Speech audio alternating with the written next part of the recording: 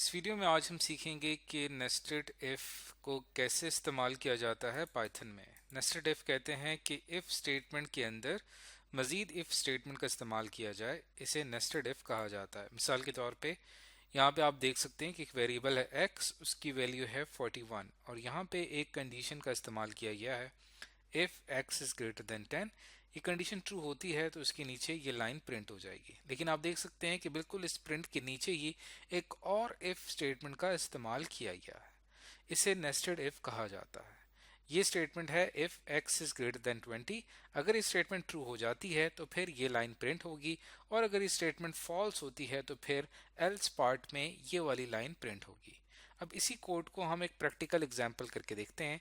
उसके लिए हम पाइथन IDLE शेल ओपन कर लेते हैं।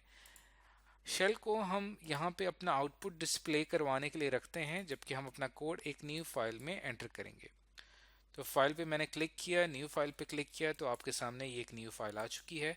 यहाँ पे आप अपना कोड लिखेंगे। तो लेट सपोज हमारे पास एक वेरिएबल x, उसमें हमने एक वैल्यू स्टोर करवा दी है 41। अब इसके नीचे ही मैं लिखूंगा इफ स्टेटमेंट, और यहाँ पे हम अपनी कंडीशन लिखेंगे if x is greater then 20 colon. तो यहाँ पे क्या प्रिंट होना चाहिए, जैसे कि अभी हमने इस कोड में लिखा था अबव 10। तो यहाँ पे आके हमारी ये इफ स्टेटमेंट कंप्लीट हो जाएगी। लेकिन बिल्कुल इफ स्टेटमेंट के इसी बॉडी में बिल्कुल इसके नीचे हम एक और इफ स्टेटमेंट का आगाज करते हैं कि if x is greater then 20। बल्कि यहाँ पे जो पहली कंडीशन थी इसको हम यहाँ पे रखते हैं x इज ग्रेटर देन 10, तब प्रिंट होगा अबव 10। और अगली कंडीशन में रखी है if x is greater then 20, तब यहाँ पे प्रिंट होना चाहिए इन्वर्टेड कॉमास आल्सो अबव 20। यानी हमारी वैल्यू जो है वो 10 से भी अबव है और 20 से भी अबव है, इन्वर्टेड कॉमास क्लोज। उसके बाद हम यहाँ पे आ जाते हैं एल्स पार्ट में, कॉलन, और इसमें हम लिखेंगे print inverted commas but not above 20। यानी वैल्यू 10 से अबव होगी लेकिन 20 से अबव नहीं होगी। तो यहाँ पे आके हमने अपना कोड कंप्लीट कर लिया। तो अब हम क्या करते हैं कि अपने इस कोड को यहाँ से रन करते हैं, लेकिन उसके लिए हमें इसे सेव करना पड़ेगा। तो हम इसे डेस्कटॉप पे सेव कर लेते हैं, नेस्टेड इफ नेस्टेड पाइथन के नाम से। तो यहाँ पे हमारी एक सिंटैक्स की मिस्टेक है। वो क्या है कि इफ कंडीशन के यहाँ पे हमने कॉलन ऐड नहीं किया। तो कॉलन ऐड करता हूँ मैं यहाँ पे। तो फाइनली हमारा जो आउटपुट शो हो रहा है वो है अबव 10 एंड आल्सो अबव 20। अब आप अपना कोड अगर देखें तो इस कोड में यहाँ पे हमारी वैल्यू है 41, और 41 जो है वो 10 से भी अबव है और 20 से भी अबव है। तो पहली कंडीशन जो ये चेक कर रही है कि हमारी वैल्यू 10 से अबव है, तो वो कंडीशन ट्रू होने की वजह से यहाँ पे प्रिंट हुआ अबव 10। और सेकंड कंडीशन है x इज ग्रेटर देन 20, इसके ट्रू होने की वजह से यहाँ पे प्रिंट हुआ आल्सो अबव 20। तो ये आपको यहाँ पे शो हो रहा है। लेट्स सपोज अगर मैं यहाँ पे वैल्यू जो है वो 10 से अबव रखता हूँ लेकिन 20 से लेस रखता हूँ, हम यहाँ पे x की वैल्यू रखते हैं 15। तो अब देखते हैं कि हमारा क्या रिजल्ट आता है। तो अब आप देखें कि हमारी वैल्यू 10 से अबव है बट नॉट अबव 20। अब ये यहाँ पे क्यों आ रहा है, इस पे आपने सोचना है कि पहली कंडीशन ट्रू होती है तो ये लाइन प्रिंट हो जाती है। उसके बाद जो अगली कंडीशन है ये यहाँ पे ट्रू नहीं है, इस वजह से कंट्रोल शिफ्ट हो जाएगा एल्स पार्ट में, और इसके नीचे जो कुछ भी लिखा हुआ है वो यहाँ पे प्रिंट हो जाएगा। तो इवन अगर आप इसको इस तरह से रखते हैं कि x की वैल्यू को आप यहाँ पे रखते हैं 20। अब अगर मैं इसको रन करता हूँ तो अब आप देख रहे हैं कि अबव 10 बट नॉट अबव 20। तो इस तरह से नेस्टेड इफ जो है वो काम करती है। नेक्स्ट यहाँ पे एक इम्पॉर्टेंट कॉन्सेप्ट है पास स्टेटमेंट का, जब भी आप ये चाहते हैं कि अगर आप इफ़ स्टेटमेंट लिखें लेकिन उसमें कोई कंटेंट मौजूद नहीं है, यानी कोई भी उसके नीचे ऐसी लाइन नहीं है जिसने प्रिंट होना है या एग्जीक्यूट होना है, प्रोसेस होना है, तो उसको आप एक पास स्टेटमेंट की तरफ से की तरह भी लिख सकते हैं ताकि आपको कोई एरर ना हो। For example a is equal to 33, b is equal to 200, उसके नीचे आपने कंडीशन लिखी है, कंडीशन बिल्कुल ट्रू है, लेकिन इसके नीचे कोई कंटेंट मौजूद नहीं है। तो अब अगर मैं इसी कोड को अपने इस प्रोग्राम में अगर रन करके देखूं, तो हम यहाँ पे एक वेरिएबल ले लेते हैं, a is equal to 33, b is equals to 200, और इसके नीचे हम कंडीशन लिख रहे हैं if b is greater than a। तो हम अपना कोड यहीं तक रखें अगर, और इसको अगर मैं यहाँ पे रन करता हूँ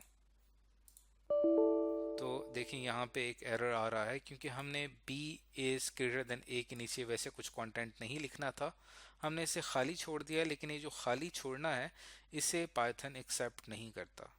तो उसका हल क्या है? उसका हल ये है कि आपने बिल्कुल यहाँ पे इंडेंटेशन ऐड करते हुए यहाँ पे लिख देना है पास। तो अब अगर मैं इसको रन करता हूँ तो देखिए यहाँ पे ये रन हुआ और उसके बाद हमें कोई एरर नहीं मिला और हमारा प्रोग्राम रन हो गया। यहाँ पे कुछ भी प्रिंट नहीं हुआ, लेकिन हमारा प्रोग्राम एरर फ्री है। तो पास स्टेटमेंट का मकसद आपको समझ में आ गया होगा कि एरर से बचने के लिए हम इफ स्टेटमेंट के नीचे अगर कुछ नहीं लिखना चाहते तो सिंपल हम पास लिख देंगे। एक और इम्पॉर्टेंट कॉन्सेप्ट है यहाँ पे शॉर्ट हैंड इफ का, यानी अगर आप पूरी इफ स्टेटमेंट एक ही लाइन में लिखना चाहें बजाय इंडेंटेशन में जाने के, प्रिंट को नीचे लिखने के, आप एक ही लाइन में लिख सकते हैं। इसी कोड में अगर मैं यहाँ पे आता हूँ तो हमारे पास दो वैल्यूज हैं यहाँ पे, a और b की, और यहाँ पे मैं लिखता हूँ if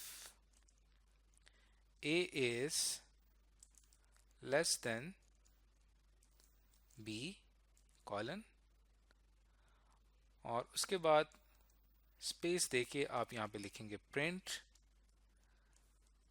inverted commas a is less than b inverted commas close. उसके बाद यहाँ पे आप इसको रन करते हैं तो देखिए यहाँ पे आ गया a is less than b। हमने अपनी पूरी इफ स्टेटमेंट को एक ही मुकम्मल लाइन में लिखा है। इसी तरह आप शॉर्ट हैंड इफ एल्स भी लिख सकते हैं कि अगर आप एक ही सिंपल एक स्टेटमेंट के अंदर इफ एल्स लिखना चाहें तो वो आप लिख सकते हैं। उसका तरीका ये है कि हम यहाँ पे दो वैल्यूज हैं हमारे पास, यही दो वैल्यूज हम रख लेते हैं a और b की, और यहाँ पे आपने जब इफ एल्स को एक साथ इस्तेमाल करना है तो इफ स्टेटमेंट के नीचे जो कुछ भी आप एग्जीक्यूट करवाना चाहते हैं, इफ स्टेटमेंट की ट्रू होने की सूरत में जो आप प्रोसेस करवाना चाहते हैं वो आप लिखेंगे यहाँ पे प्रिंट, फॉर एग्जांपल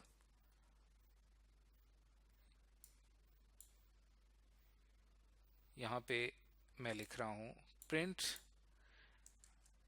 a, उसके बाद आपने स्पेस ऐड करनी है, फिर if a is greater then b। अब देखिए जैसे ही ये कंडीशन ट्रू होगी a is greater then b तो ये स्टेटमेंट आपकी प्रिंट होगी। लेकिन अगर ये स्टेटमेंट, अगर ये कंडीशन फॉल्स हो जाती है तब क्या होगा? तब आप एल्स पार्ट में जाएंगे और वहां आप प्रिंट कर देंगे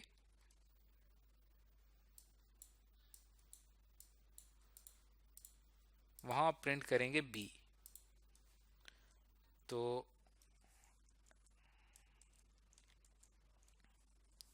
ये फाइनली हमने एक ही लाइन में इफ एल्स को लिखा है। अब अगर मैं इसको रन करता हूं तो देखिए यहाँ पे b प्रिंट हो रहा है। अब आपने सोचना ये है कि यहाँ पे b क्यों प्रिंट हुआ, क्योंकि हमारी जो पहली स्टेटमेंट थी if is greater then b ये फॉल्स हुई है। वो फॉल्स इसलिए हुई है कि a की वैल्यू थी 33, b की वैल्यू थी 200।